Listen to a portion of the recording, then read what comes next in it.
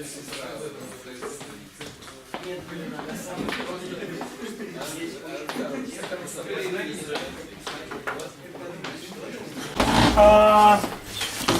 we will talk about the banking system, and the banking system is the most pro-cyclical type of economic activity in Russia. Benefiting from economic growth and increasing credit portfolio, in the crisis they face the most challenges.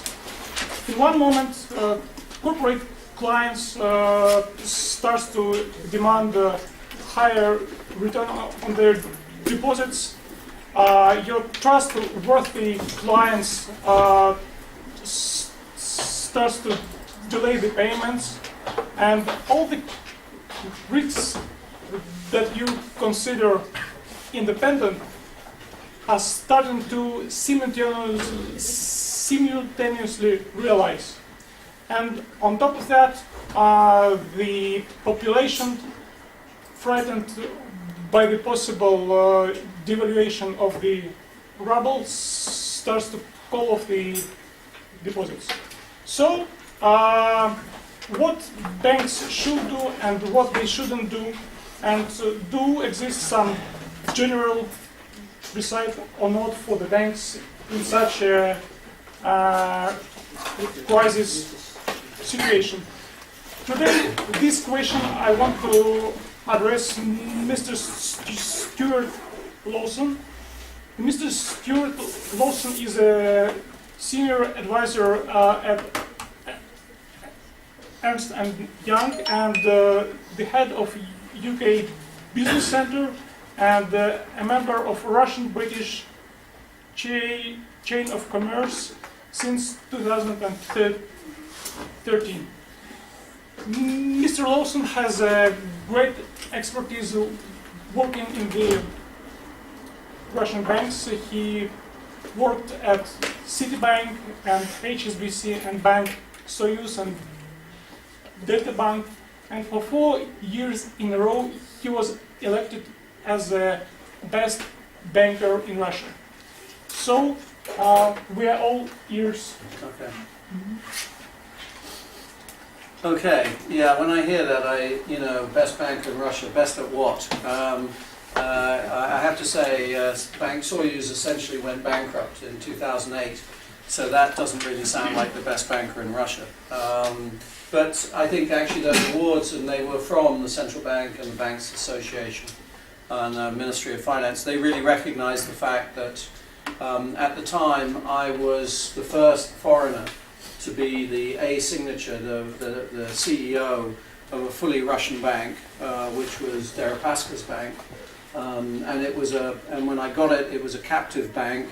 And the 4 years that I spent in Bank Soyuz were the most formative of my career in Russia, by far, because it was my opportunity to be inside the tent.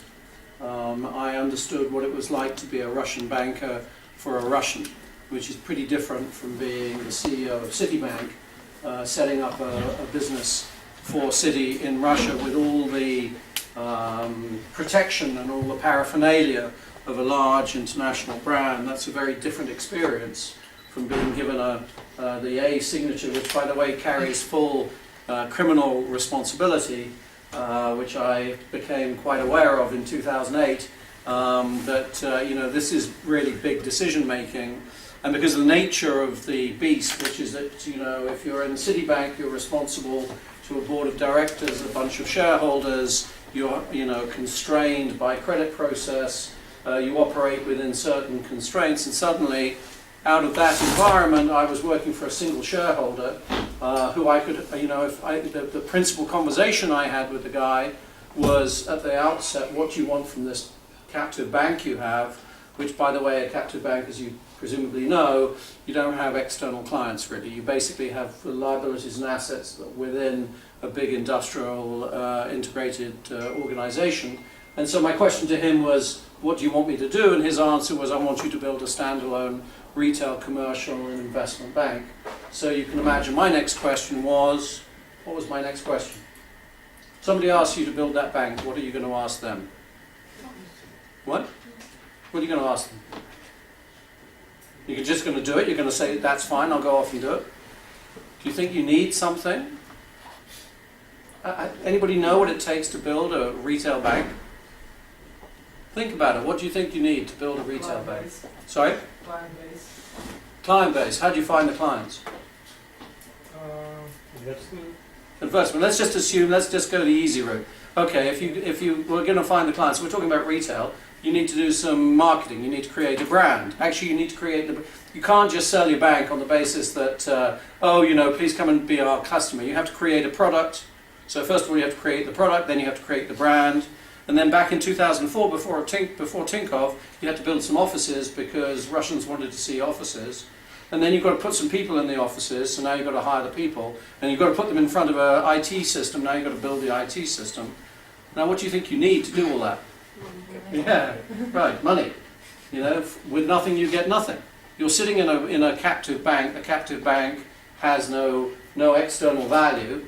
And now somebody comes and says to you, okay, now you build the external value, well, you're going to need capital to go out and buy the offices, build the people, create the people. By the way, hire. How do you hire?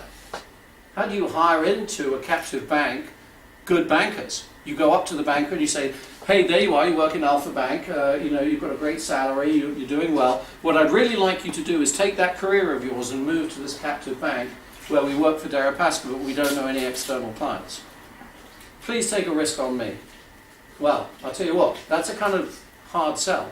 So those people are going to cost you more money than if you're working at Citibank. If I was hiring somebody into Citibank, I'd pay a discount. If I'm hiring somebody into Deripaska's shop, which is a captive bank, I've got to pay a premium. So now I'm paying premiums for the people, I'm trying to find offices, I'm trying to build a brand, all of this stuff is costing money. And I turn to my friend, well now you see, in Citibank, that would be a business plan. You'd create a business plan, and then there'd be like 7 people that you have to get sign-offs, minimum.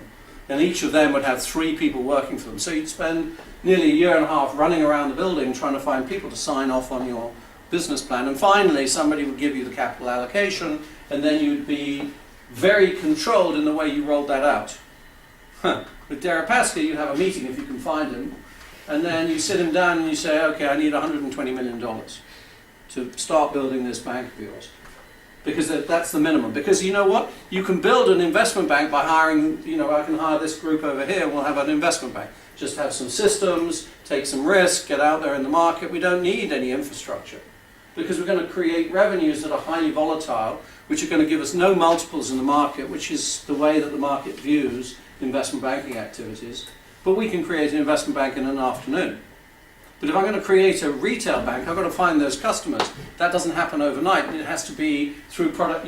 By the way, never launch twice. You only get a chance to launch a product once. So you can't sell what you don't have. So before you can even get to the public, you have to create the product internally, and then you have to make it in a way that you can then sell it through the channels that you've decided.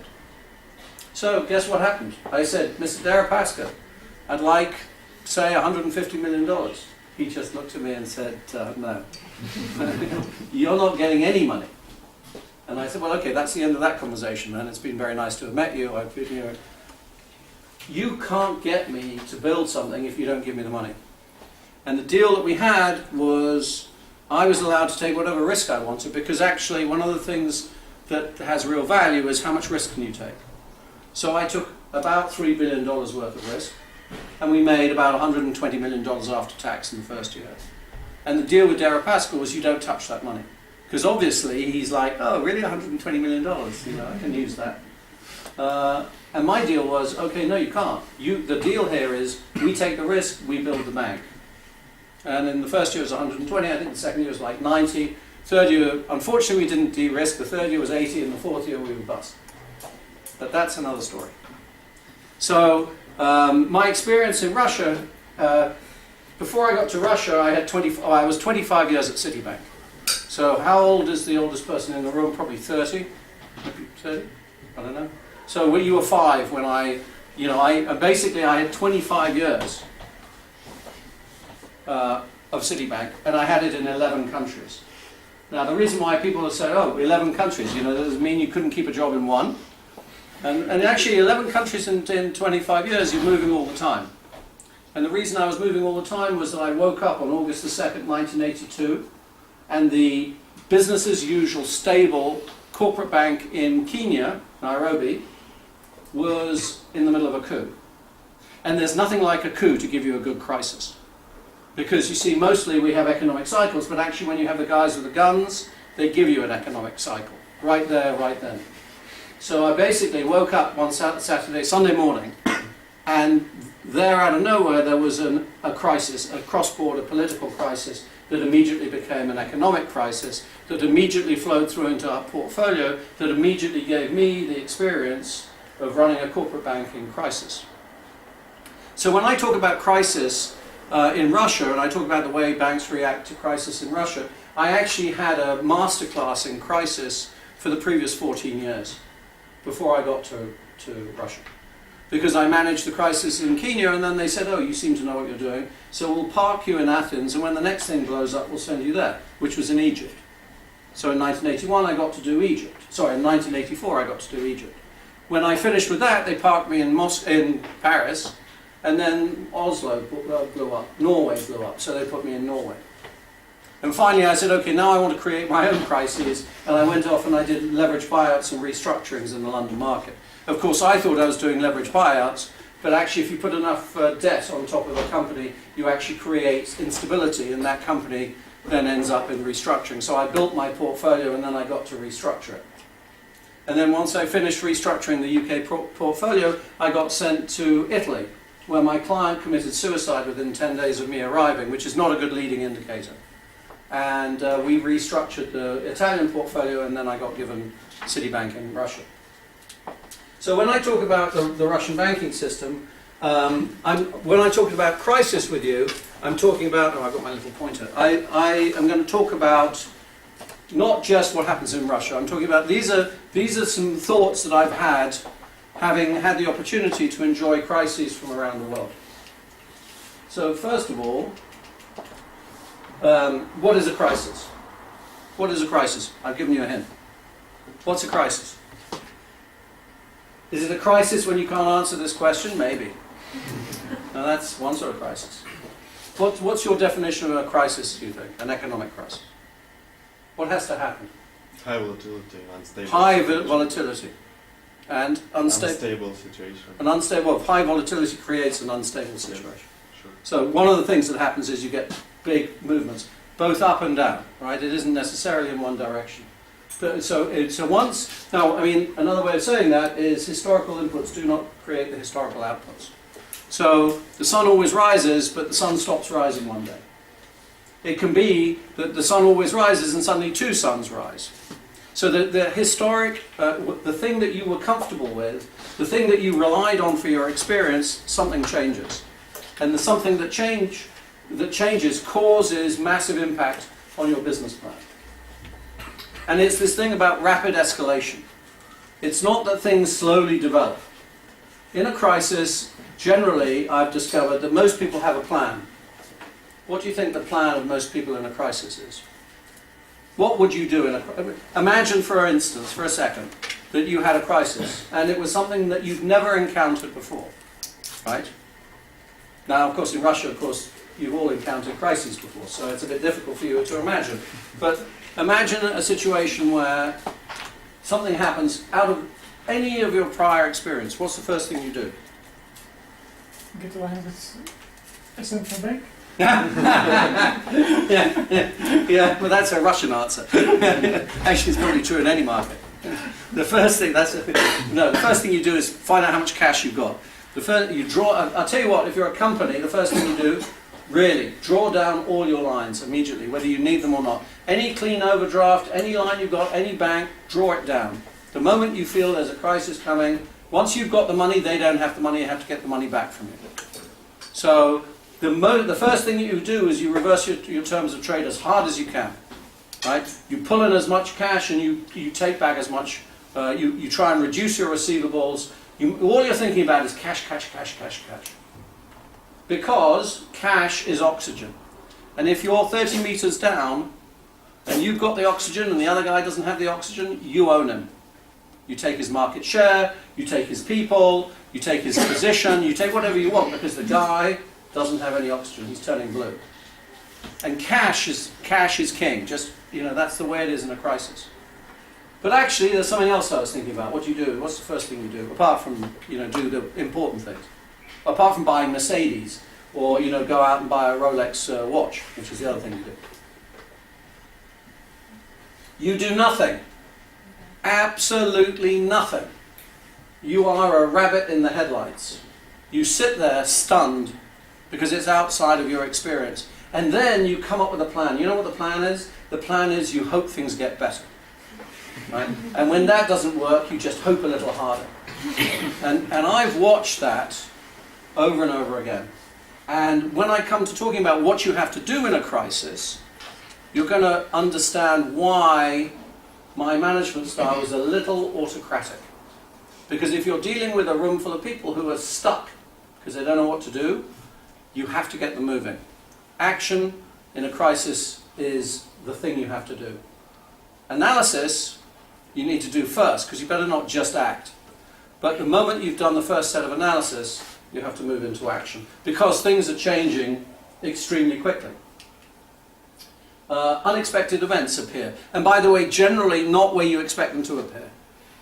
It's not the risk that you think about, it's the other risk. I have what when I used to teach risk, I used to call these risks bunny rabbit risks. It means that if you put one bunny rabbit in the wardrobe, you have one risk. If you put two in, you don't know how many risks you've got. There's a chemical reaction between the bunny rabbits, between the risks, and the risk on the way in is different from the risk on the way out. Dramatic shifts in capital. Everything that's going on here is like, not time-lapse, well, it's like time-lapse. It's like when you play back time-lapse. Everything moves very, very quickly. Flowers open, flowers close. You know, rivers appear, rivers disappear. It's all happening at twice the speed it would normally happen. And because the historical inputs are no longer creating the historical outputs, you're kind of lost. Because now, how are you going to drive? One of the images I've got is you go try drive, unless you're driving a Tesla, go try driving looking in the rearview mirror. Doesn't work very well. But all the information that you've got, all the information that you're using in your businesses, is information that is based on historical input, historical output. So if you're based on historic information, and by the way, that's all you've got, then you've got a problem, because you can't view out in a changed environment. And one of the tricks in crisis management is to redefine your data points. Because if you use historical data points and you've got all this stuff going on, the historic data points may no longer be relevant. Let me give you an example, which, by the way, Chatham House rules, as in, do not write this stuff down and publish it in some HSE book on crisis management by Stюарт Lоусон, because then I have to leave the country. This is me to you, this is my information, I'd rather this wasn't used word for word anyway. Use it for your own use. So, in 2008, I had just been made... If you ask me what's one of the proudest things I've achieved, first of all, it's obvious, my son. He's 19 years old. After that, in my career, the thing that I'm the most proud, one of the things I'm the most proud of, is that I could work for Deripaska for 4 years and then be hired by HSBC. That's a good trick. It means I could work deep in the heart of the Russian banking system and still have a CV and integrity and a personal reputation that allowed me to be hired into a bank that's known for the highest levels of integrity. Now, there I am, I'm sitting in HSBC, and first of all I get dragged into the Hermitage Scandal, because we were Browder's trustee for Hermitage. And all of the Magnetsky stuff and all those glorious things that went on around that started happening. Now, for me, I was by that stage used to the Russian environment. For my colleagues back in London, they hadn't got a clue. They didn't understand the dynamics, and they were wrong on many of the calls that they made. So one of the first things that has to happen in a crisis, and by the way, that was a crisis all by itself, was that you have to be able to communicate hard. You communicate hard, up, sideways and down. It's not about, oh, can I convince my people to do the right thing? You've also got to keep the people that you are working for on board. And that means that you have to create credibility. Now imagine, March 2008, I made the CEO. Hermitage starts happening in April. And by about June, July, I'm beginning to feel a little queasy about what's about to happen in the market. Not because I knew what was going to happen, but things didn't feel right. So, in HSBC at the beginning of the year, I met a guy. When you run a bank for an international organization, dozens of people come out of the woodwork. Dozens of matrix people that run products, dozens of product people who think they need your time. Everybody crawls out, if you're the CEO of an organization here in Russia, all these people crawl out of the woodwork and they all want a piece of you. And this guy turns up in my office and he sells banknotes. When you get dollars out of the ATM downstairs, who needs dollars anymore? You're quite right. But when you get dollars out of the ATM, they didn't print them in Russia yet. Or if they did, they were not real dollars. But if you get the dollars out, they had to be shipped in a big old plane. And when you've decided that you don't want dollars anymore, you're going to give them back to the bank and they're going to have to be shipped out. If you're a custodian, if anybody in the audience wants to get to be a custodian in a bank, you will need to keep a float of money enough to stop the first indications of a run on the bank. Because actually, the one thing that you don't want as a banker, that's going to kill you straight away, is if your clients turn up and you don't have enough cash on the premises to honour their requirements. The first day, one of your clients goes on the Twitter or Facebook and says, you should try HSBC, they have no money.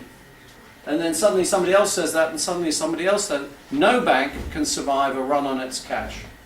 So one of the first things you, as a vault custodian, are going to be told, keep enough of a float. The problem with keeping afloat is it's dead money, because it doesn't earn interest, it's sitting there. It's costing you reserves at the central bank, it's going to cost you money. So you want to keep enough money to make sure there can't be a run on the bank, but you want to keep it within you don't want to fill up the whole vault, because that costs money. So you're going to keep it at a reasonable level. Which means that the people that sell currency are busy. They're bringing their planes in, they're bringing their planes out. They're either importing dollars and euros or they're exporting dollars or euros so that they're keeping this float, right? So this guy comes to see me in March. It's nice to meet him. We make a couple of $1 million a year. You know, he's not important to my business. He's a guy that's doing something somewhere else. By September, the crisis has hit. And suddenly the ruble starts to depreciate heavily. And I'm sitting there in my office and I'm thinking, what can I find out that other people can't find out? Because it's, and I'm sure you've been told this, it's not what you do, it's what you do relative to other people in life, in business, that matters. What you do may make a lot of sense, but if what you're doing relative to competition puts you in an inferior position, you're losing the race. It's like you know the old joke with the two guys and the bear? Well, okay, for those people that don't know the joke with the two guys and the bear, they're walking through the forest, they're having a nice day, suddenly they see a huge bear. One of the guys immediately stops, takes out his running shoes. The first guy looks at him and goes, you know what, you're an idiot, you're never going to run faster than that bear. And the second guy says, I don't need to run faster than the bear. I just need to run faster than you, right? So in this world, in this competitive world, it's not about how you're doing absolutely, it's how you're doing relatively in a competitive market. And for me, the trick was, because I knew this from my crises days, other places, if I could just think, or if I could get my hands on proprietary information that puts me one step ahead of the market, I'm in good shape. So my historic information isn't useful anymore, or it's become derailed. What's useful to me is, bing, how many dollars are being brought by all the Russian banking system into Russia. Because if I know how much the custodians are ordering to order dollars into their vaults, and by the way, don't forget that HSBC is one of a small number of banks servicing the whole of the banking market here. If I can get my hands on how many dollars are actually crossing in, it's like a sweet shop. We're bringing in hundreds and hundreds of millions of dollars, and they're being distributed to the Russian banks, I now have a surrogate for how quickly the devaluation is going to happen. Because all those clever custodians, they're going to manage their float so that there's not too much cash, but they're going to bring in enough cash to make sure that they're able to meet the needs of their customers. So I start getting a daily report from this guy of how many dollars are coming through. Now you might think, if we're getting hundreds of millions of dollars, maybe I should be interested, you know, in whether they get lost. But the fact is that they're constructed in a way that it's insured externally, and we never take physical ownership of the cash in Russia, so there's no risk. We made sure of that. But I now had a chart, and I became this kind of like guru of being able to know how quickly the devaluation was happening. And people thought, well, now what, you know, you must be aware of M2, or maybe you know the governor, or, you know, no, I didn't. I knew how many dollars were coming into the market. And so I'm not suggesting that you should run around trying to find confidential information, you know, that is in other banks. I'm just saying, look for relevant information that will trigger action by you, that will take your action ahead of the marketplace. That's what we're trying to do. Let me just deal with this business between tactical and strategic. What's the difference between tactical and strategic? Tactical is in a short period. Yeah? And strategic is long period. Okay, well that works. Yeah, it's true. If you're a sailor, which my sister's a sailor, what are the two pieces of information you need? It's also true for any business plan. But I mean, before you do anything else, what are the two pieces of information you need?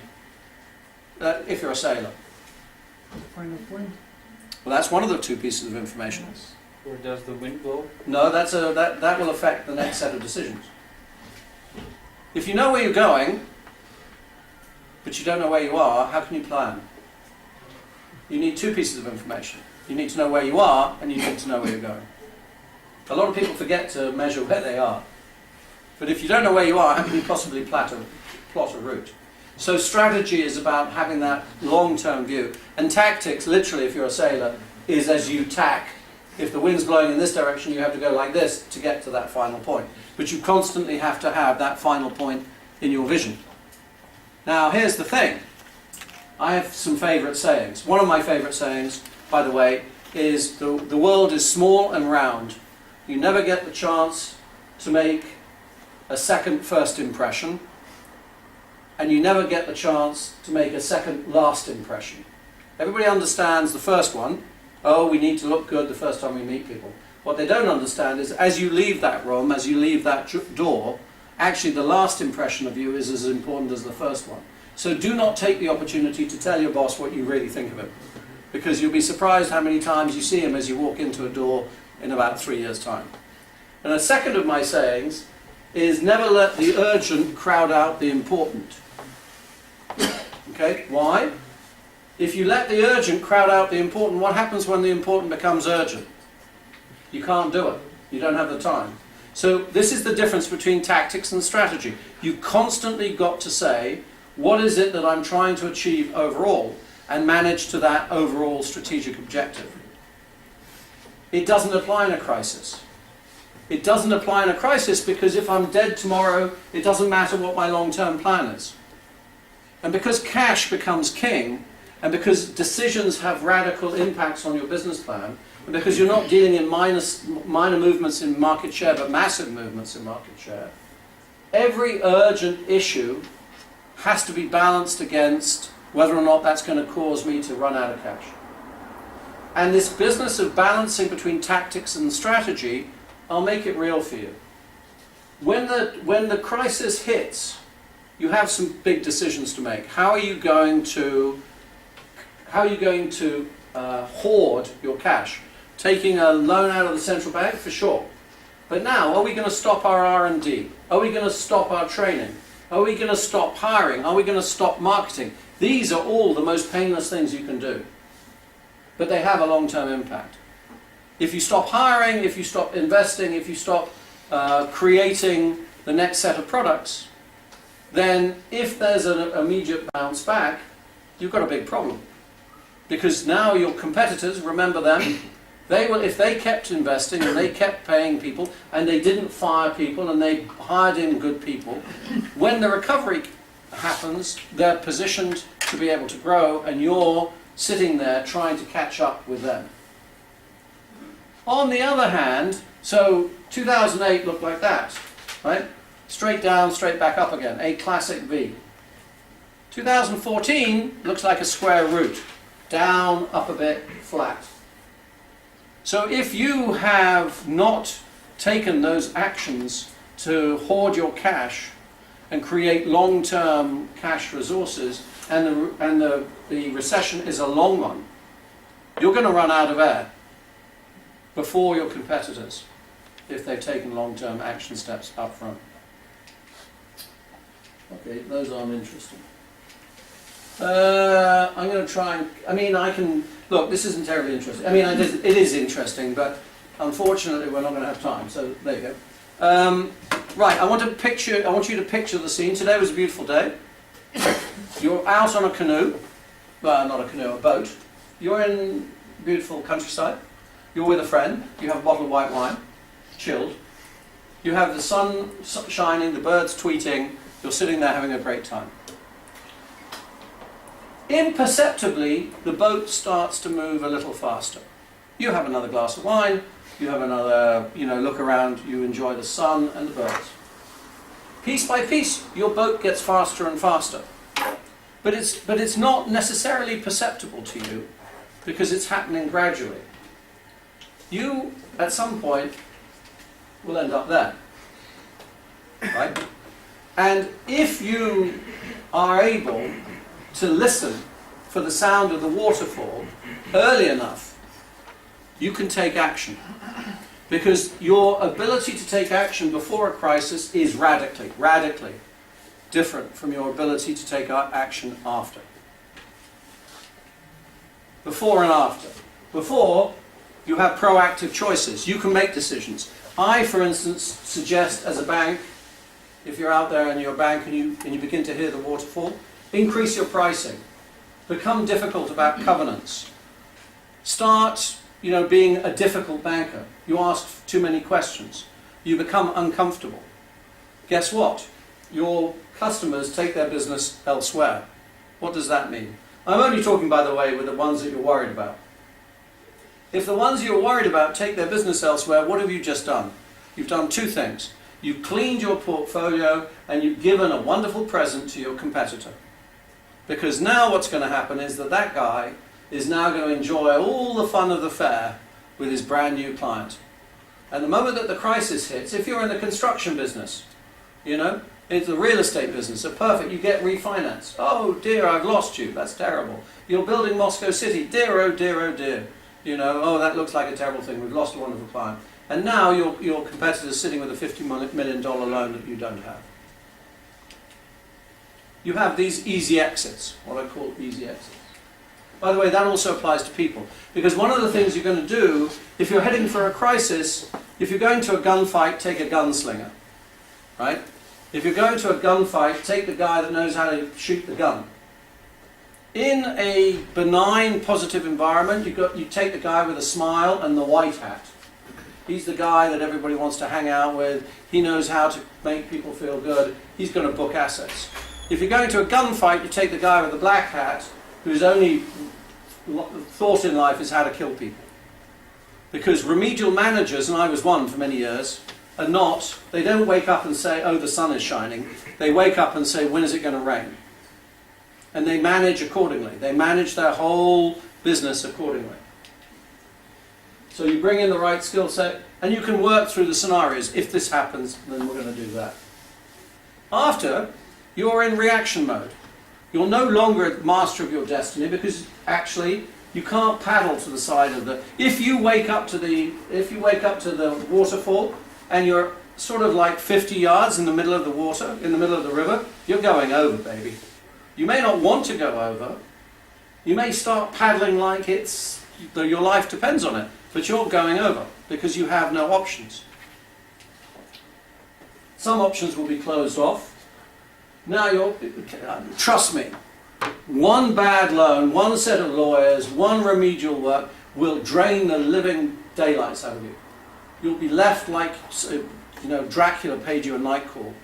Because the fact is that the process of going, I've been there, the process of going through the loan document, deciding what actions you can take, getting it to court, going through the hearings, having an appeal, your grandson is going to see the money back.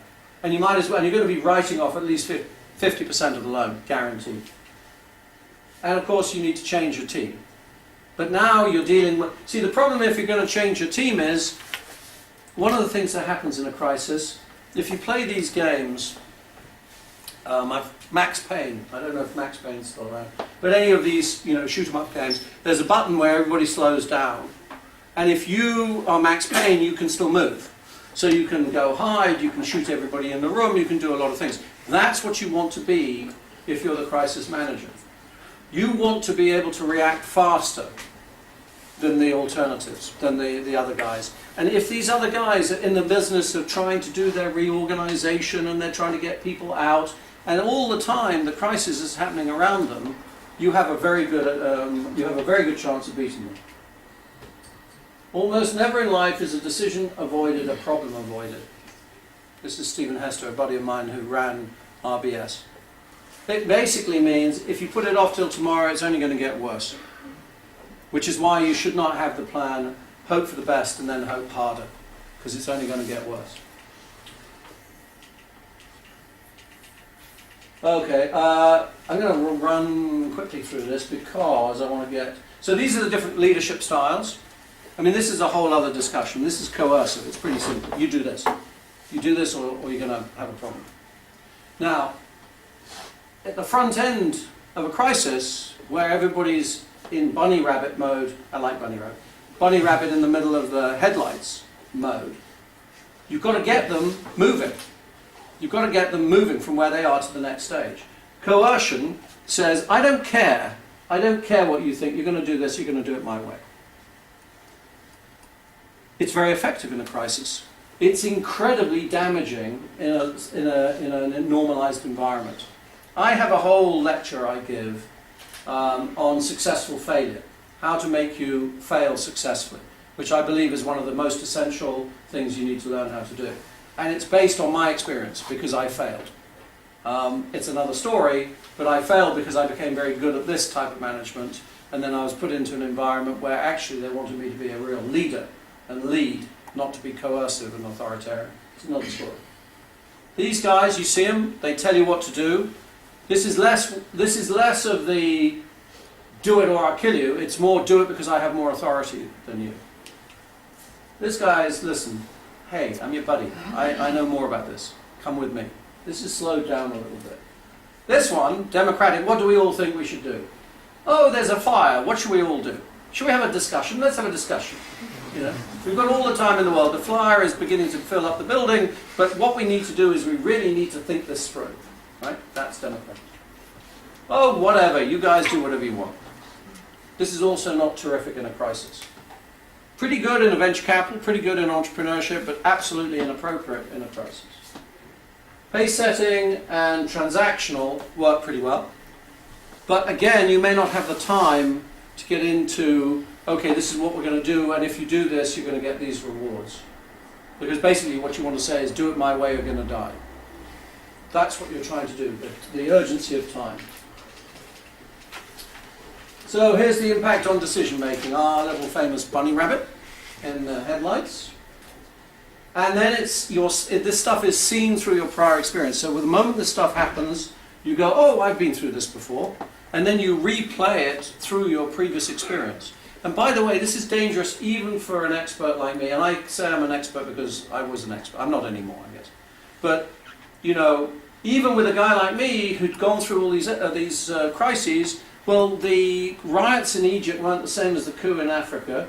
The retail bust in Norway wasn't the same as the riots in Egypt. And the problem in Italy was definitely different from everything else. So you can't, even if you're an expert, you can't take the previous crisis and assume the next one's going to act the same way. I've talked about this. And I've talked about massive unexpected risks. It's this business that you have to, every day, You have to create a steering committee in the crisis, and every day you have to put out the radar, forward-looking radar, to be aware of developing risks. I mean, I have another program that I teach about risks, and one of my favorite risks is PR risk, because in a crisis everybody gets stressed. People say the wrong things, even CEOs. When you're the CEO of a bank, when you're drunk at 3 in the morning, you're still the CEO of the bank. And if Commerçant photographer gets you, you are still the CEO of the bank. Now, one of the things that happens in this crisis environment is that the lines of control have to shorten. Because if you're wanting your organization to move rapidly, you can't delegate and have them delegate and have them delegate because you don't have time. So you create far more directive, far shorter lines of control. And as you create these shorter lines of control, you are swamped by the decision-making process. It's a fabulous business. As long as you're at the top of your game and you've got energy and you really feel like getting into it. This is not for the faint-hearted. Because in a crisis where leadership is important in a normal environment, leadership makes the difference between the organization moving forward or dying in a crisis. So what to do? This is actually a picture of Gashaka Street. So the building next to Ducat 1. When we were building Ducat 1, which is where Citibank was in '95, Citibank, in any large organization, the way you manage in 108 countries is you have absolutely rock-hard requirements on brand, operating procedures, credit process, human resources, legal, IT, everything is locked down. And you have to create some flexibility in the system, and we can talk about that another time. How do you round the square where you take a rigid international organization and you put it into a local environment? Because obviously there needs to be some adjustment. And I remember when we were building Ducat 1 that the building guys from headquarters came out and they said, you've got to put fireproof tiles on the roof for an extra $50,000. And I went, what? What? $50,000? There's never going to be a fire on the roof. Okay? The timber, the embers go up in the air, and when they come down, they set fire to your roof, unless of course you have fireproof tiles. And the point of the moral of the story is, if you don't put your contingency planning in ahead of time, it isn't contingency planning. If you put the wall around the Fukushima nuclear site low enough that a tsunami goes inside and then wrecks your backup generator, it's not a contingency. Contingency only works if the contingency that they've been directed against can't overcome it. So that's driving in a rear view mirror. That's the relevant information. This is taking a view, which is that, is it a V, is it a W, is it a Q? Well, when I was asked on Reuters, what's the shape of the crisis, I said it's a Q. And they went, gosh, what's that? And I said, I have no idea, because I don't have a view. Because early on you've got to decide how long it's going to be before you recover. I've talked about it. He who has it wins. When you're down deep, the person with the oxygen is going to win. This is the best way. I had efficient cycling. You see, the point is that as you've shortened these lines of communication, every morning you're going to be faced with a new set of information. And if you're operating on yesterday's information, or you're operating on historic information, and the situation is changing rapidly, and what you do today impacts what happens tomorrow, then the only way that you can stay ahead of the crisis is by absorbing the information from today, building it into your plan, adapting your plan, and using it to create a set of actions that may be different between tomorrow and today. I've already said, analyze your competitors. It's not what you do, it's what you do relative to others. So for instance, I called in a big Russian corporate in 2008, and they had a loan agreement that they negotiated, and they were doing exactly what we were saying, which is they were trying to draw down under their loan agreement for $100 million. And I made a decision, which was, I'm sorry, but you know, material adverse change. By the way, when you negotiate a loan document, most people when they negotiate a loan document, that's the last time they see it. You know, you negotiate it, you sign it, you put it in a vault, that's it. You know, hopefully things go well. But having been in the business where I've actually negotiated a leverage buyout loan document of 400 pages, I can tell you every word counts when it's time for it to count. And material adverse change is a terrific clause. It's also, we can have a long conversation about how effective it is, but if you decide as a bank that you're not going to disperse the money because you've called material adverse change, then they have to fight you legally to get you to give them the money.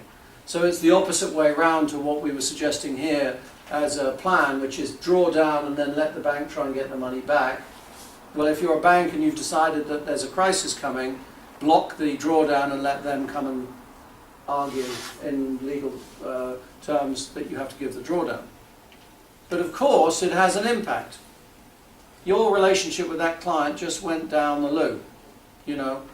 And if that, as it was a short, sharp recession, they're going to come back and they're going to remind you of that conversation. And they're going to take their business somewhere else. So every action that you're taking during this period is going to have an impact, a long-term impact, which is where this business between tactics and strategy comes into play. So yes, as my sister will tell you. Anybody watch The Simpsons? Anybody watch The Simpsons? Oh, I hope you do. So beep beep at the beginning, right? You've got Madge and Maggie. Is that right? Madge and Maggie. And is that right?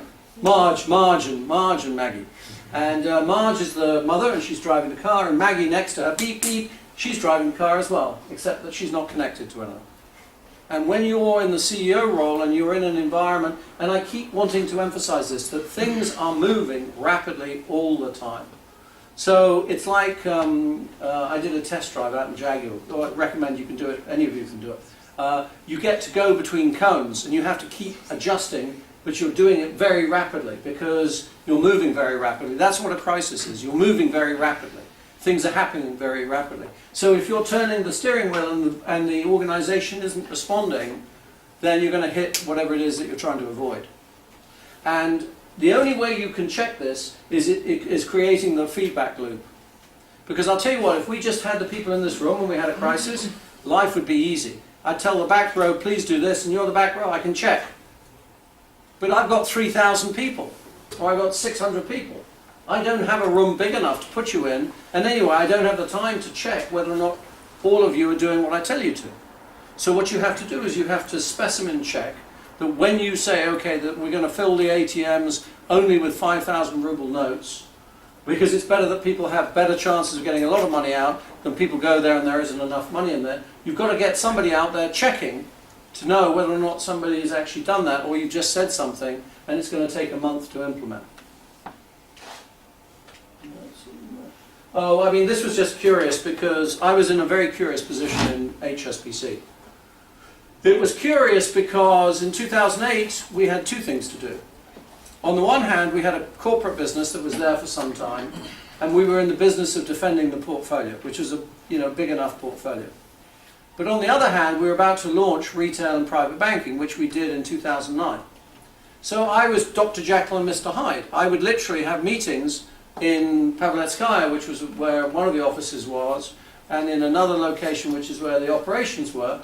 And the person that I was and the way that I was deploying my leadership style changed from coercive, authoritarian, change agent, crisis manager to smiley, leader, follow me, we're going to take over the world, retail leader. So, on the one hand, it's like, you've got to do these things right now because I tell you to. And on the other hand was, we are a premier brand, these are the things we stand for, we're going to take the market by storm, let's go. And we were hiring 400 people during that period. So, constantly, of course the danger is that you get contamination. That you contaminate the bright-eyed retail bankers with the corporate guys who are going through hell. So you keep them separate. And you very occasionally bring them together. And then it's like oil and water. You working for the same organisation, you working for the same guy. We only see him saying nice things, and over here they say we only see him saying, you know, nasty things. But so that was a particularly interesting, challenging period. Chihuahuas and Dobermans. If you're in the business of causing people to take action, you have to create deadlines that they can't avoid. When I was in Puerto Rico, I mean, Puerto Ricos have been in the news a lot recently, but I can tell you that they have lived their lives, they've done their business in a certain way. And for them, all their deadlines were chihuahuas. What does that mean? It means when you get close to the deadline, you just kick it into next week. And it goes to the next week. Right? No problem. I had to get into their mind that actually these deadlines that we were going to put in place were deadlines that you couldn't move. You know, when you come up to a couple of Doberman, you're going to do what they're telling you to do. Now, getting the transition between Chihuahua and Doberman is tough. And you have to do it by, first of all, educating people. Okay, guys, this is the way it's going to be. I don't want you to tell me that you're working on it. Never let anybody tell you, when you're a boss, please, don't let anybody say, you say, what's going on with the ATM installation? Hey boss, we're working on it. Because we know what that means. It means it's a good question, I haven't got the answer, can we talk about something else? Hey, we're working on it. You know? And then I meant to let the searchlight move up. By the way, when you're a CEO, you only have a certain span of attention because you can only afford, because you're constantly patrolling the perimeter of your business. And if you focus on one person all the time, and you focus on one business line all the time, then people are doing other things over here, and you've got to keep moving. But if you stop and you say, so what's going on? And they say, oh, we're working on it, and you keep moving, well, guess what? They're not going to have finished it by the time you next see them. So what you have to do is you have to say, okay, when are you going to do this? By when? What is the specific issue? By when are you going to do it? And who is it that's going to do it? Not the two people, the one person. If you've got that, you've got forward momentum. And the only way of creating that forward momentum is to say to people, don't say you're going to do it next week. Tell me when you're really going to do it. Don't tell me some date that you think I want to hear. Tell me the date, the closest in that you can really do it, and then hold them to that. If you need a relationship in life at that point and you don't have it, it's too late. Dring, dring, dring, dring, hi. Hey, Stewart, it's been a long time. I haven't spoken to you in months, years actually. Yeah, no, how are you? How's your son? How's your wife? We're divorced.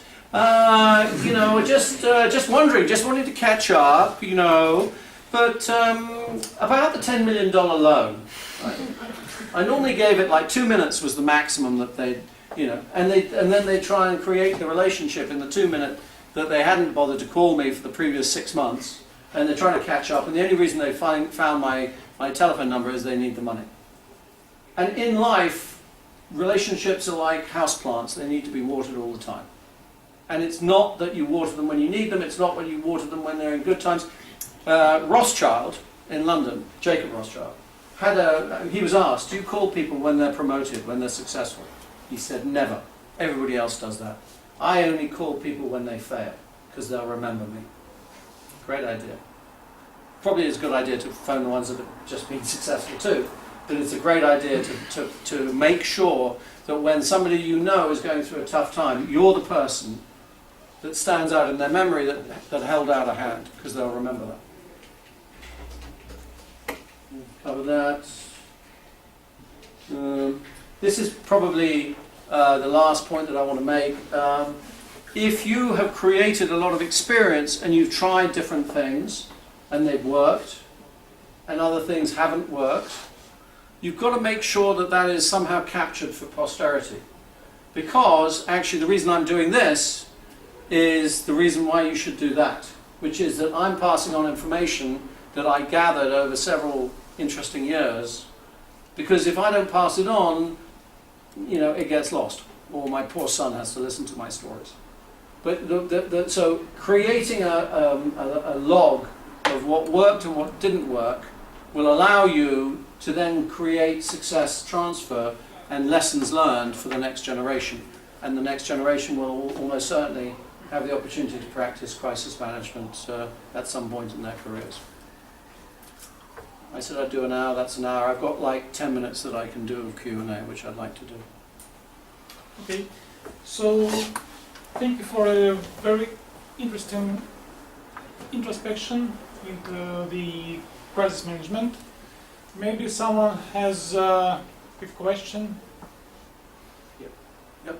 But that's rather a personal one. Why did you move from banking to Ernst & Young? Because the bank I was running closed.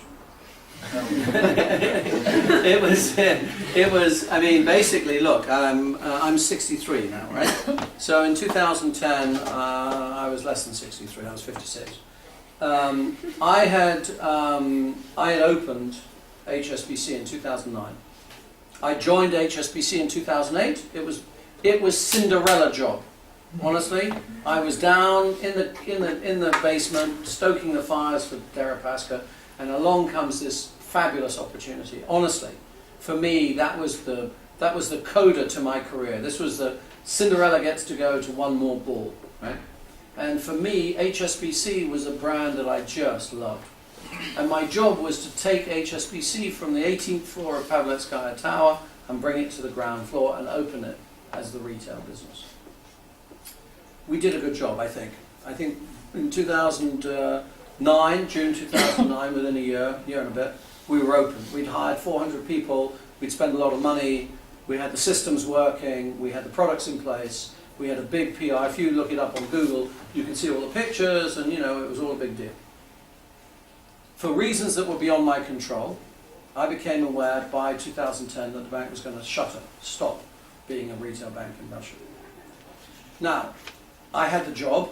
I could have stayed on in the job. I actually got into some major league arguments with a lot of people because I disagreed with that decision and for other reasons.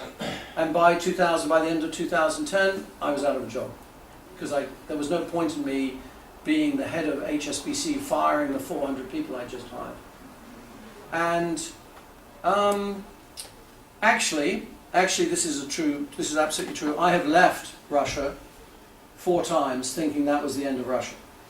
Citibank, I left, goodbye. Menatep, well, you know, Menatep I wanted to leave, but I couldn't. I would have if I could, but I wasn't allowed to. So, but it was virtually leaving. Deripaska, you know, when I say I moved from Deripaska to HSBC, I didn't.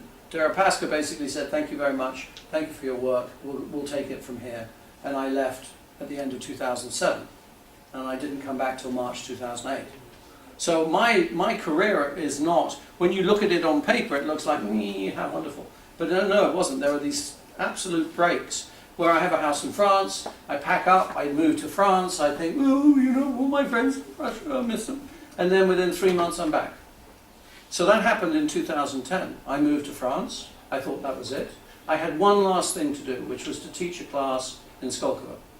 I wrote their business, their risk class. I taught the one class. It was like 20 hours. And one day I was walking through the halls of Skolkovo, and there was Carl Johansson, the senior partner of EY, who I'd known for years. He's, you know, I said, what are you doing? I said, well, I've just taught my last class and going back to France. He said, why don't you come join us? Now, if you say, what is my job today? My job, by the way, I just came from my other office, which is superb, because I now have, literally, this was only printed last week. This is the RBCC, the Russo-British Chamber of Commerce, and this is EY. And I brought them together on the back page of their magazine. You know, EY gives me a platform. It allows me to be in these lobby groups. The trick about keeping relationships going is you've got to stay relevant.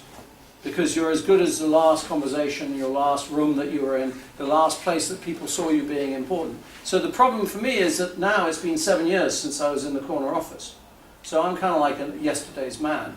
And the thing that's kept me going, the reason I've been able to keep this going, is that EY has given me a platform that allows me to go talk to the CEOs of the banks, that allows me, because of my lobbying with the Association of European Business and the RBCC, it's about creating overlapping, here is an overlapping story where you can create lobby groups. So for instance, I'm the chairman of the City UK, and they're coming on the 1st of November, and we're having a meeting on fintech. Well, EY wants to be part of that, RBCC wants to be part of that, and the UK Embassy wants to be part of that. And there I am sitting in all those different levels with different hats on, able to create value for each of the constituents. So, do I miss being the CEO of the bank? You betcha. I mean, I look at some of the things that are going on and I think, wow, I'd love to get my teeth into it. But I also have, you know, I only have to spend half my time with EY. I spend 30% of my time with you guys, people like you, and the rest of the time I do my lobbying.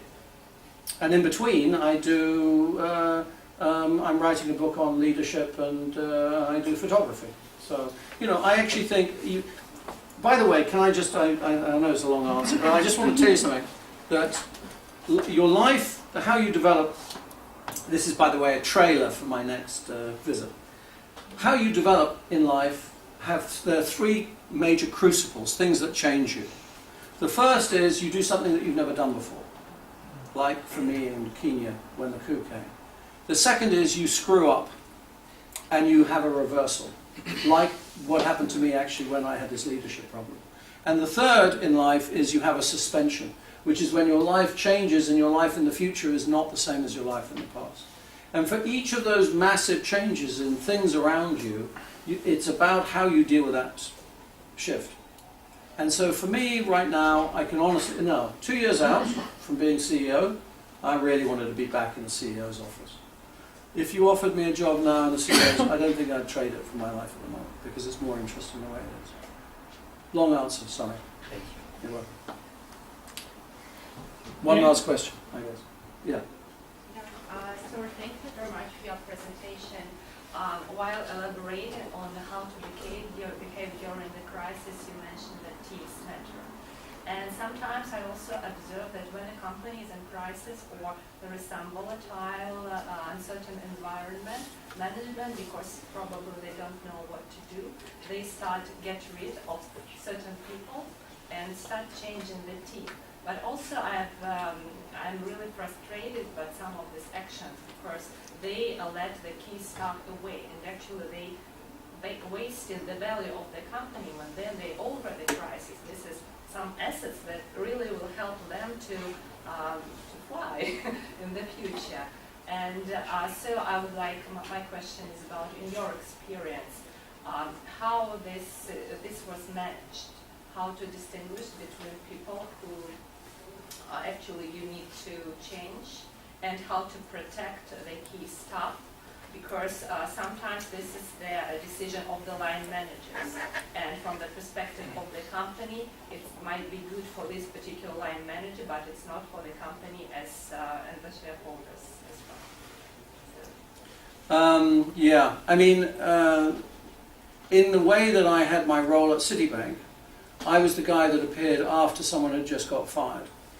So generally I was the guy that appeared because the guy before me had just been taken out, and quite often that guy had been around for a long period and had a lot of loyalty from his direct reports, who were now my direct reports.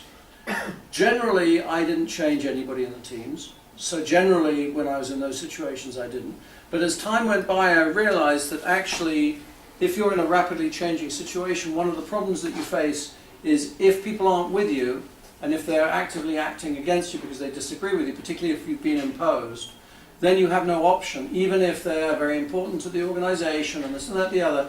If they're sitting out there constantly undermining you and constantly saying this is not the way we should go, actually I think that I didn't change a lot of the people I should have changed, because I wanted to keep everything together and I didn't want to lose people. But actually I think I made my life a lot harder. So I'm actually arguing against you, which is, yes, you're right, a lot of people, sometimes a lot of people get left, and then the company has to spend a big amount of money to bring them back in again. But I would say, if you require radical change, and there's a saying that my old boss used to have. He used to say, the train is leaving the station. You're either on the train or you're in the station, and now you have to make a decision.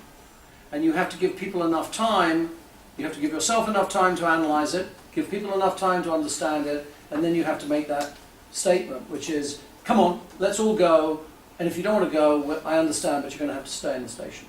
So it's a fine balance between keeping talent but you have to have talent that's pointed in the same direction. Because if it's not pointed in the same direction, the weight of carrying it with you is very, very heavy. Very heavy. Excuse me, may I have one more short question? Sure. Actually, it's kind of different. The Chinese air companies never put two Chinese pilots in the same cabin because the Chinese second officer never questioned the actions of the Chinese commander out of respect. And that's why the Chinese companies usually have the second officer of another nationality. Usually it's a German. What is the strongest and the weakest points of Russian management? Because you have a lot of experience working in South Africa, in Europe, in Russia. What we should cultivate and what we should learn? Learn that it's not win-lose. Russian management, I win, you lose. And once you've lost, you're no one. This macho power, authoritarian, goes right the way to the top. And Russians, you know, I say this, but I love your country. I've been here for 22 years for a reason. But Russians love to be told what to do. They love to have a strong leader, and they love to have the rules explained, and they want to do, you know, you walk in, you say, what do you want to do? We want to do what you want to do. And I think that changes with youth. I hope that changes with youth. So the good news for a crisis manager in Russia is you walk in and you tell people what to do, they'll do it. So actually, I mean, it's a wonderful environment for a guy that has to make people change quickly, because if you're the boss and you're really the boss and they know you're the boss, then they'll do exactly what you tell them to. The bad news is that if you're trying to do entrepreneurship, or you're trying to create innovation, or you're trying to create flexibility, or you're trying to create a sense of empowerment, delegation, growth, very, very much more difficult. So the two things I'd say is, one, the strongest thing is that you're very resilient as a country, as a people, as staff. You know, you can go through a huge amount and bounce back. That I find, bounce back as a sort of organism, but bounce back as a self perception, far more difficult because of this win-lose thing.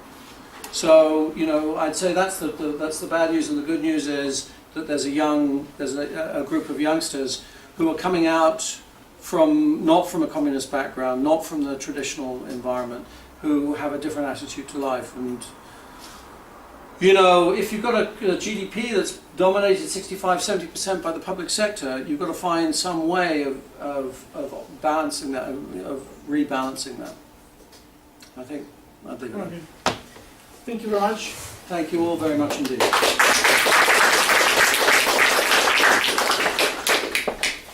I'm sorry I have to rush off. I've got somebody I have to see. So thank you all very much indeed. Yeah.